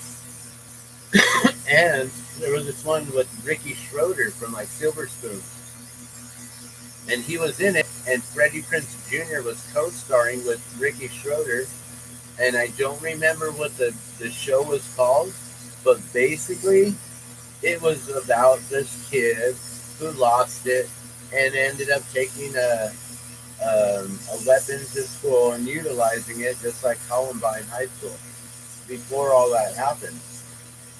And I know that they do that stuff in Hollywood. They show what's going to happen first. They let us know, like, hey, this is your warning, and then bam, it pops off somewhere. And then people say, oh, you're crazy to think that that was in a movie and then it just happened. That's a coincidence. It's a coinky-dink. Like, yeah, whatever. Predictive programming. So, yeah, knowing Freddie Prinze, that was a pretty cool thing. We had swim class, I remember, for our second period, and in the day, it was like early in the morning, so sometimes it was cold. But we would wait outside before the coach would finally walk from the gym all the way over to where the swimming pool was to unlock it and let us in. Or we'd have to wait because our swimming pool was like a public pool, and I think in the mornings they had swim swim laps if you were like elderly. So they had the early morning lap swim for the elderly there. And so we'd have to wait for the teacher before we could go in, right? And then I remember Freddie, he would always talk about how he had like a lot of money all the time for some reason or whatever, right? He always hung out with the preppy kids who had a lot of money too. They were the ones who all were given the cars, brand new Jeeps and brand new Mustangs or whatever from their parents, where some of us are like, oh yeah, no, your parents don't even buy you a bike, huh? Got to buy our own skateboards, buy our own shoes. Ever since I was like 13, 14, 15, I started buying my own clothes, my own shoes. My dad didn't believe me. I needed really good shoes for skateboarding because I'd bust through the Payless, tickets to Payless. Like, dude, this is not going to cut it. So I proved to him those Keds were done in a week. He wasted his money. And then he was like, all right, well, if you're going to go through shoes that fast, you can buy your own. And then he showed me the lawnmower in the garage, and he took me out to the street. He said, you see all those yards down that way? You see all those yards down that way? They all have lawns, and they all need to be mowed. You can use the mower, just put it back and fill it up with gas. And that's how I earned my own shoes. At the time I was like 14, 15 years old, I remember my dad saying that. But he taught me a valuable lesson, and to this day, on the side, I still do yard work because people don't like to do their own yard work. Yeah, so it was interesting seeing him in that show with Ricky Schroeder. I don't know what show that was, but it was like on the ABC or NBC, CBS after school special. Remember? After these messages, we'll be right back. Oh, old school. So yeah, I hung out with him before knowing he was a celebrity, and then he did all these other crazy things. He did Scooby-Doo, I Know What You Did Last Summer. He became the guy in all the Teen Heartthrobs and Teen Bop and Teen this and Teen That magazine. All these girls were like lusting over him. He had all these teenage girls all lusting over him. That's interesting. And then he ended up meeting his wife on Scooby-Doo, right? And marrying her. I forget her name. Sarah Michelle Gellar.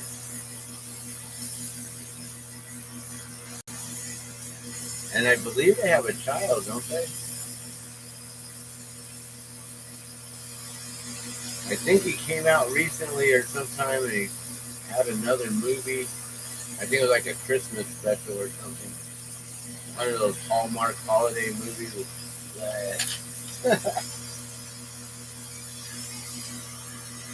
Let's see, who else? Who else did I know growing up? Back in the 80s, my sister's best friend in high school in California, being that you're your age, you probably might remember this.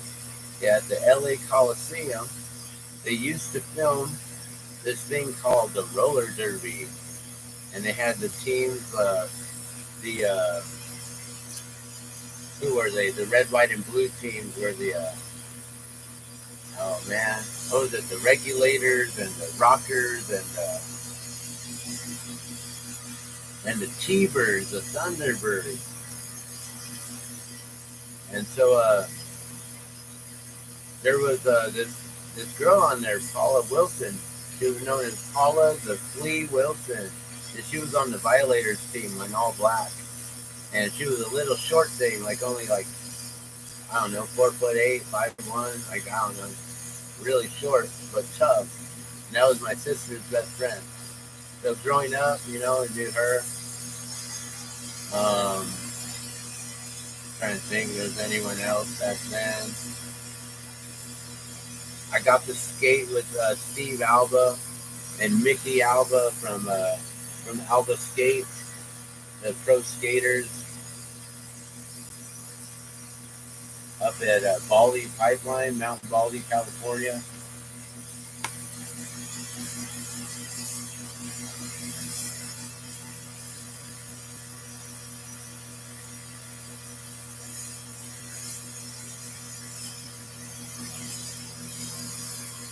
That's a nice mushroom there too. So those first mushrooms that I was saying that, I made in like 2.5 minutes, whatever it was, 217, I think, 218. They were on a smaller rod too. It was like a 12.75 millimeter. This is a 16 millimeter. So it was 4 millimeters smaller. And that made a huge difference in how quick I could heat up the glass. So that was one thing, is by having a smaller piece of glass, I could do it quicker. These, I can't make them as quick as those. I can't do these in 2.5 minutes or less. These are like 3 to 4 minutes or more.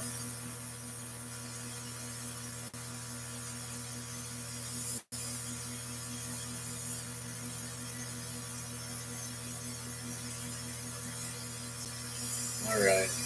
So, I may actually stop here and take a break and get me something to eat, because I can feel it, and it's gonna get me just slower if I don't get some energy in me. So I'm probably gonna just take a break here, and then I'm gonna crank these out some more. I don't know if I should go live again or not. Just make mushrooms for the fun of it. I think maybe I'll just wait until I'm making something else. But also, I might play some music this week, since I missed Music Mondays. And I just recently worked on my guitar, which is also I got a video series on guitar repair, guitar bridge repair, acoustic guitar bridge repair, actually. So there's a bunch of videos on how I fix my guitar bridge, which is not an easy job. And I guess I can say I'm an amateur guitar tech, because I'm able to do these things. And I've been working on my own guitar since I've had it, since like 2004. So almost 20 years now, I guess. I'm a guitar tech, I guess. 20 years, that's a long time. Never even I didn't even realize that. Like, dang, 20 years. That makes me kind of proficient in things. Although I've only had to like tune up the guitar and intonate it and do like specific things. Like, I've never had to repair the bridge, and hopefully I won't have to repair it ever again for like 20 to 50 years. The way they had it set, it was set on the vinyl, on the veneer, and not wood to wood, so it never even had a good connection. And that's the difference between a really good made guitar and a guitar that's made, for like a student or something. All right, well, I think that's the last one for the day for right now. I'm going to continue on working. We're going to make more stuff today. I'm going to get these done here. But I'm going to take a quick break. Oh, look, it's 4:44 on my computer, although I know that's not the right time. 5:27. All right, 5:30. That's usually when I wake up. My guitar's about to go out. Oh, you should talk to Carpo719. He messes with guitar. Cool. And you remember roller derby, yeah? Detention, the siege at Johnson High School. Holy shit, you found it. I'm going to have to watch that. Thank you, Chris. The siege at Johnson High School. Interesting. Johnson High School. Has the Johnson High School come up yet?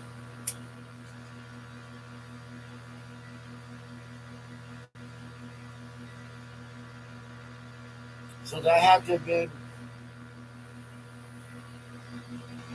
what, 94, 95? Because it was after we were supposed to graduate. I was supposed to graduate in 94. I stayed in high school until 95 because I didn't have half a credit in English. And then I moved to Colorado where then I had to get all kinds of other credits for their prerequisites. So I had to take a bunch of these freshman classes to make sure I had my credits there. And then I ended up getting my girlfriend at the time pregnant, and we ended up moving back. And I never finished high school, and I got my GED instead. But cool, I'll try to remember that Carpo 719, and that came out in '97. And I don't remember when Columbine happened while we were in high school, right? Like 94, 92. I don't know. I guess I could look it up, but it don't matter. I'm gonna finish up here with a quick little smoke session. We came in with one, we'll go out with one. But I thank you for watching. I'm Dan the Glass Man from Albuquerque, New Mexico. This is the Glass Man's World. I appreciate you liking the video, subscribing, sharing it out if you think this is cool enough to share. Although this could just be a drag on. And that's the 5:30 alarm. That's what wakes me up usually to make sure that I'm up and ready at that point. That gives me 30 minutes to make sure that my daughter is up for school, but she's with her mom this week. So that would be for next week. All right, well, one more and we're out.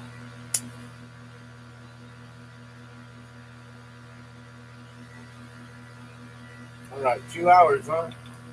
That ain't too bad. All right, you guys have a beautiful day. Thanks for tuning in, Chris. I appreciate you communicating, conversing with me. It makes it go by better when I have someone to just you know, bounce things off of. But I can hold the conversation with myself, which is kind of weird. And then people think I'm crazy. Like, you're talking to yourself for like hours. But it's all good. I appreciate you and everyone else for tuning in and watching after the fact of going live. Love and blessings. You guys have a beautiful day. I'm out.